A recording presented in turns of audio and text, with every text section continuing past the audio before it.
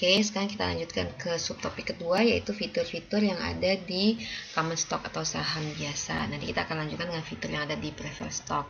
Untuk di common stock sendiri, kalau kita membeli common stock, berarti kita memiliki hak untuk voting. Jadi fitur pertama itu adalah voting right di sini ya. Voting siapa? Voting biasanya ke direktur utama atau CEO-nya. Kalau kita punya 1 lembar, berarti hak suara kita ya 1 lembar, 2 lembar ya hak suara kita ada 2, dan seterusnya. Jadi proporsional hak suara kita. Nah, kemudian ada juga di sini yang namanya proxy voting. Nah, proxy voting ini maksudnya untuk memilih si CEO itu, ataupun sebenarnya untuk event-event lain yang penting dalam perusahaan itu, kita bisa mengalihkan voting right kita ke stockholders yang lain ya di sini. Jadi kalau kita nggak pengen milih, atau misalnya kita pengen diwakili oleh kalau stockholders yang lain, kita bisa berikan hak suara kita, voting right kita ke stockholders yang lain. Kemudian fitur selanjutnya adalah classes of stock di sini. Jadi stok itu seperti bonds juga. Jadi stok itu juga ada kelas-kelasnya. Nah, biasanya ini contohnya ya, misalnya di saham-saham BUMN itu, saham BUMN Indonesia itu ada yang namanya saham dwiwarna. Jadi jumlah lembarnya cuma ada 1 lembar saham, tapi dia sangat powerful. Jadi dia punya hak veto. Jadi kalau untuk menentukan siapa direktur utamanya, CEO-nya adalah si pemilik saham di warna tersebut. Siapa pemiliknya? Yaitu pemerintah. Jadi walaupun cuma 1 lembar, dia bisa mengambil semua keputusan penting terkait dengan perusahaan tersebut. Nah, itu contohnya class of stock-nya. Jadi kalau di BUMN ada saham di warna dan ada saham biasa. Kemudian contoh lainnya, misalnya ini ada perusahaan keluarga ya, perusahaan keluarga, kemudian seiring berkembangnya waktu go public, menjadi besar, go public, tapi nggak pengen kekuasaan keluarganya itu hilang di situ. Jadi dia bagilah saham itu menjadi 2 kelas, misalnya kelas A dan kelas B. Nah, kelas A ini misalnya dia mempunyai kekuasaan 40% dari seluruh total voting right, misalnya seperti itu. Jadi misalnya walaupun kelas A ini jumlah sahamnya hanya 100 lembar dan saham B jumlah sahamnya ada 10.000 lembar, tapi yang 100 lembar itu mewakili kekuasaan itu sampai 40% untuk voting right-nya, sementara saham B itu hanya sisanya 60%. Lalu fitur-fitur atau other right lainnya di common stock ini adalah yaitu share proportionally in declared dividend. Jadi kalau misalnya kan dividen itu bukan satu kewajiban ya, jadi boleh dibagikan, boleh tidak. Kemudian berapa jumlah dividen yang dibagikan itu kan tergantung dari rapat umum pemegang sahamnya ya. Jadi kalau misalnya kita punya berapa lembar saham ya, kita bisa voting ya, kita mau dividen di angka berapa. Kemudian share proportionally in remaining asset during liquidation. Nah, seperti yang kita tahu nih, common stock itu stockholders itu akan mendapatkan sisa aset perusahaan setelah dilikuidasi. Kalau misalnya perusahaannya bangkrut ya, setelah semua kewajiban perusahaan itu diselesaikan ke karyawan, ke supplier, ke bondholders. Nah, dia dapat berapa nanti, yaitu secara proporsional berapa share yang dia miliki, berapa persentase share yang dia miliki, yaitu asetnya tinggal berapa ya kalikan dengan persentase kepemilikan sahamnya. Nah, kemudian punya hak juga untuk ini ya, untuk beberapa event-event atau misalnya corporate action penting yang dilakukan oleh perusahaan. Misalnya kalau perusahaan mau melakukan merger, akuisisi. Nah, di sini atau pergantian direksi gitu. Nah, di sini si common stockholders itu punya hak juga di sini. Nah, sama ya, haknya adalah proporsional di sini. Biasanya kalau misalnya ada event-event tertentu yang dirasa sangat mempengaruhi perusahaan, ada yang namanya yang special meeting, rapat umum pengurusan luar biasa, atau kalau misalnya event-event yang biasa itu ada di annual meeting di sini. Kemudian ada juga yang namanya tuh preemptive right. Nah, jadi di sini kalau misalnya perusahaan itu ingin menjual atau menerbitkan saham baru, nah jadi saham baru tersebut harus ditawarkan terlebih dahulu kepada pemegang stok yang lama. Jadi di sini ya, kalau ada new stock, jadi yang ditawarkan terlebih dahulu adalah si pemegang saham yang lama. Untuk apa? Untuk memaintain atau menjaga porsi kepemilikan si stockholders tersebut. Jadi kalau misalnya dia pengen porsi kepemilikannya tetap sejumlah, misalnya taruhlah 20% di perusahaan tersebut, kalau ada si penerbitan saham baru, berarti kan dia harus menambahkan saham baru tersebut. Jadi dia harus ditawarkan terlebih dahulu. Nah, kemudian seperti yang kita ketahui, untuk stok, common stock maupun preferred stock itu kan sebenarnya ini ke common stock dulu ya, itu dibagikan dividen di sini. Nah, dividen itu bukan kewajiban kalau untuk yang common stock. Dividen ini bukan kewajiban. Dividen itu adalah dividen itu mungkin dibagikan, mungkin tidak, dan dibagikan itu setelah penghitungan net income. Nah, di sini kalau misalnya dividennya sudah dideklar, barulah dividen itu menjadi kewajiban yang harus dibayarkan oleh perusahaan kepada stockholders di sini. Nah, jadi beberapa karakteristik penting dari dividen.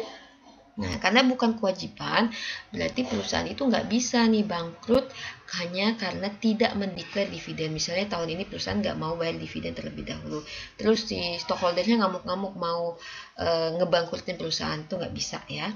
Kemudian dividend payment itu tidak dipertimbangkan sebagai business expense, biaya atau beban operasional, tidak, beban operasional lainnya juga tidak, bukan beban usaha juga.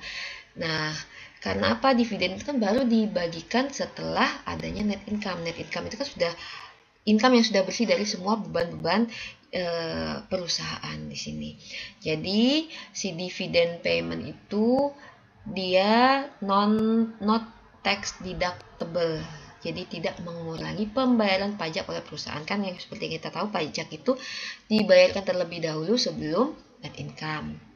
Nah, kemudian dividen yang diterima oleh si shareholder itu taxable, bisa dipajakin. Jadi yang bayar pajaknya ya si shareholders ini, dia membayarkan pajak dari berupa persentase tertentu dari dividen yang dia terima. Nah, itu adalah di common stock. Sekarang kita ke preferred stock. Nah, di sini preferred stock itu kan sebenarnya dia stok yang di dalamnya itu sudah ada nilai nominalnya, dan biasanya sudah di awal sudah ada akad nih, diperjanjikan stok tersebut akan membayarkan dividen di angka berapa nominalnya, dan pembayaran dividennya itu sampai batas waktu tak hingga. Nah, berarti untuk preferred stock ini biasanya dia akan mendapatkan dividen secara reguler kalau misalnya operasional perusahaan berjalan lancar di sini. Nah, di sini dividen untuk preferred stock itu yang sudah disebutkan di awal, dia harus dibayarkan terlebih dahulu sebelum membayarkan dividen kepada common stockholders. Nah, tetap ya, dividen itu bukan kewajiban dari perusahaan. Jadi, kalau misalnya tahun ini perusahaan tidak bisa membagikan dividen, tapi sudah diperjanjikan kepada preferred stockholders, nah, preferred dividends-nya tersebut dapat dialihkan ke tahun selanjutnya, ketika perusahaan itu merasa telah mampu untuk membayarkan dividen tersebut. Jadi nggak bisa tuh si preferred stocknya nanti ngamuk-ngamuk gitu mau ngebangkrutin perusahaan, nggak bisa juga. Tapi dia akan menerima dividen tersebut nanti di periode yang akan datang di sini. Nah, umumnya hampir seluruh preferred dividen itu adalah kumulatif. Nah, jadi misalnya kita nggak bisa bayar dividen tahun ini, nah berarti akan dialihkan tahun depan. Nah, kumulasinya tuh pas tahun depan kita akan memperoleh dividen tahun kemarin yang nggak dibayarkan dan dividen tahun ini. Nah, di sini ya. Jadi semua dividen yang tadinya dialihkan dari tahun sebelumnya itu harus terlebih dahulu dibayarkan kepada preferred stockholder sebelum membayarkan dividen kepada common stockholder. Nah, kan terlihat di sini kalau untuk dari segi dividen, preferred stock ini pasti mempunyai privilege yang lebih tinggi dibandingkan common stock. Tapi kekurangannya preferred stock ini dia tidak mempunyai voting right. Jadi apapun hak dari stockholder yang berkaitan dengan voting untuk misalnya memilih direksi atau untuk menentukan apakah perusahaan akan merger, akan mengakuisisi. Nah, itu hak seperti itu tidak dimiliki oleh preferred stockholders. Nah, sekarang kita ke subtopik terakhir, yaitu tentang stock market atau pasar modal. Nah, ini kita hanya bahas sekilas ya, karena kita punya mata kuliah khusus tentang pasar modal ini. Jadi pasar modal itu pasar tempat berlangsungnya jual beli saham di sini. Nah, yang di sini yang pertama kita bahas New York Stock Exchange ya, NYSE. Jadi di sini adalah stock market terbesar di dunia, market kapitalisasinya itu paling besar sedunia. Nah, di sini biasanya untuk melakukan jual beli di New York Stock Exchange ini kita harus punya license nih. Kita harus menjadi membernya itu harus punya license holder. Sampai sekarang jumlah license holdernya itu sejumlah 1.366 license holder. Nah, di sini biasanya di New York Stock Exchange ini pembentukan harganya itu terjadi karena bid ask price dari brokernya atau dari investornya di sini. Nah, jadi yang market makernya biasanya si brokernya atau investor melalui brokernya di sini. Nah, kalau yang contoh pasar modal kedua itu Nasdaq di sini. Kalau Nasdaq di sini adalah dia pasar saham terbesar kedua di United States. Yang pertama siapa ya? Pasti yang si New York Stock Exchange ini ya. Nah, di sini dia tidak ada ininya nih, bentuk fisiknya, dia hanya computer based quotation system di sini. Walaupun gak ada bentuk fisiknya, tapi dia largest stock ya, second largest stock di US di sini.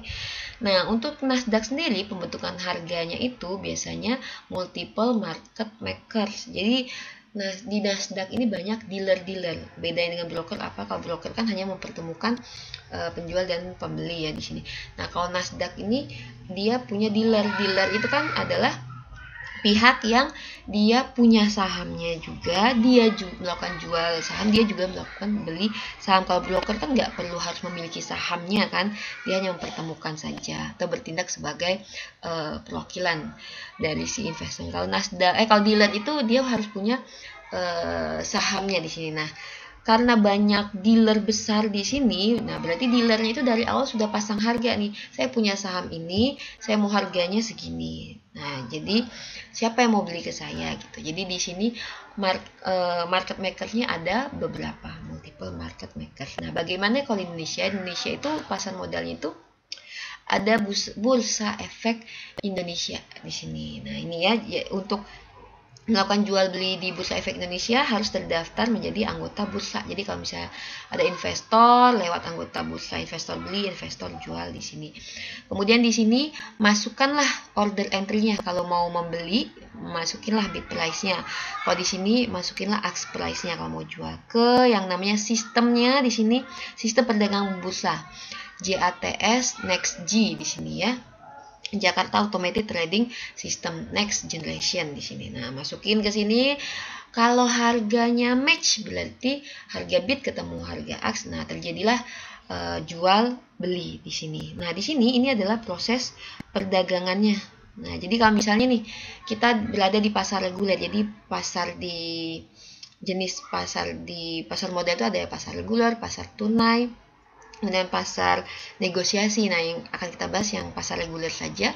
Misalnya nih kita pas di hari ini kita berhasil membeli saham 200 lot misalnya. Nah, nanti kita mendapatkan si sahamnya itu dan kita harus menyediakan rupiah atau uang untuk membeli sahamnya itu.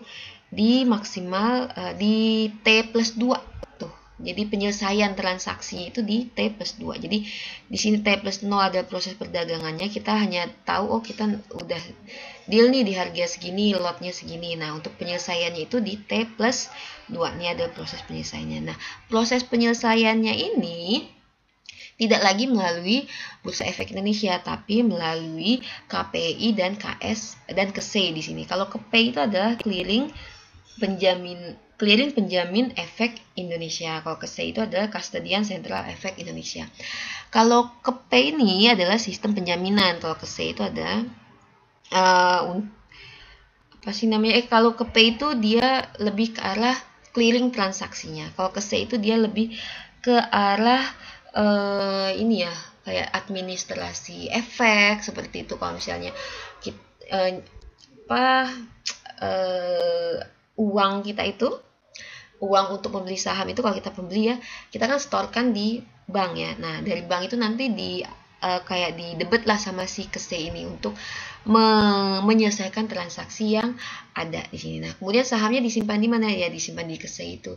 Kalau misalnya perusahaan bagi dividen, nah itu nanti administrasinya ada di KSEI. Nanti kita dikasih tahu, oh ada dividen nih segini di KSEI, nanti dari KSEI nanti akan ditransfer ke rekening saham kita di sini. Jadi di sini ada transfer dananya kalau kita sebagai pembeli, kalau di sini kita ada transfer efeknya di sini. Nah, jadi sistem penjaminan dan penyelesaian transaksi ini diselesaikan oleh KPI dan KSEI di sini. Nah, kalau untuk clearing maksudnya seperti apa?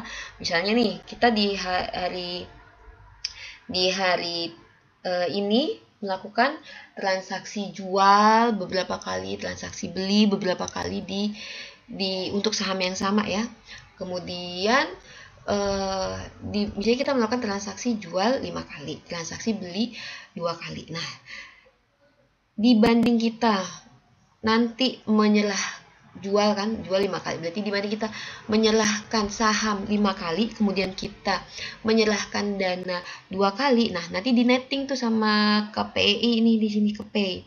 Jadi nettingnya berapa nih? Oh, ternyata nettingnya kita harusnya cuma menyerahkan saham sejumlah berapa lot. Kemudian kita harusnya misalnya menyetor dana hanya berapa rupiah, atau harusnya mendapatkan dana berapa rupiah. Nanti di nettingnya sama KPI nanti dan diadministrasikan oleh si KSEI. Nah, seperti itu ya. Jadi T+0 itu proses perdagangannya, T+2 adalah proses penyelesaiannya. Proses perdagangannya di Bursa Efek Indonesia, proses penyelesaiannya di KPI dan KSEI di sini. Nah, ini stock quotes nih. Biasanya kalau di Indonesia itu ada, misalnya nih ada Astra Agro Lestari. Nah, itu ada tikernya. Tiker itu 4 huruf ya kalau Indonesia, AALI.JK. Jadi .JK itu menandakan dia di Bursa Efek Indonesia. Nah, ini misalnya contoh saham Costco Wholesale Corporation, tikernya adalah COST ya. Nah, ini adalah ini harganya, harga di sini harga market opennya ya. Berarti harganya yang berlaku saat ini ya, kira-kira saat ini berapa harganya, kemudian ini penurunan harganya, ini nominal, ini persentasenya. Nah, ini previous close berarti hari sebelumnya dia closing price-nya segini. Kemudian open hari ini dia di open di harga segini. Paling paginya tadi di open di harga segini. Kemudian nih bid price-nya, ini adalah harganya, ini adalah jumlah sahamnya, ini adalah ask price-nya. Ask price yang ada saat ini adalah segini nih harga jual, ini harga beli. Ini adalah jumlah lotnya di sini. Nah, setelah ini masih banyak nih antrian ask price selanjutnya. Di sini juga masih ada antrian bid price selanjutnya. Ini semakin antriannya itu semakin rendah, ini antriannya semakin tinggi. Nah, ini days range-nya dalam sehari ini, dia range perdagangannya berkisar di sini ya. Nah, kemudian ini 52 week range-nya berarti dalam 52 minggu terakhir ini range perdagangan ini. Volume perdagangannya, ini average volume-nya, ini market capitalization-nya. Jadi kayak harga dikalikan dengan volumenya. Nah, ini kalau untuk beta ini nanti kita akan pelajari di konsep capital asset pricing model ya. Beta ini dia memperlihatkan sensitivitas terhadap market premiumnya di sini ya. Nanti akan kita bahas. Nah, ini ada PE ratio, earning per share. Nah, ini earning date, lalu ini ada dividen yang ada, kemudian yieldnya segini. Nah, kemudian one year target estimate yaitu perkiraan ya, harganya itu berapa. Nah, ini adalah yang bisa kita baca. Nah, ini bisa kita cek nih, ini dalam sehari ini pergerakan harganya seperti ini, 5 hari berapa, 10 tahun berapa, sampai maksimal mulai dari awal diperdagangkan sampai hari ini. Nah, di sini biasanya kita bisa mendapatkan quote ini pakai Bloomberg. Bloomberg ini berbayar ya, tapi kalau kita yang free-nya kita bisa cek di Yahoo Finance di sini. Oke, itu aja untuk common stock valuation. Akan kita lanjutkan di video selanjutnya membahas contoh-contoh soal.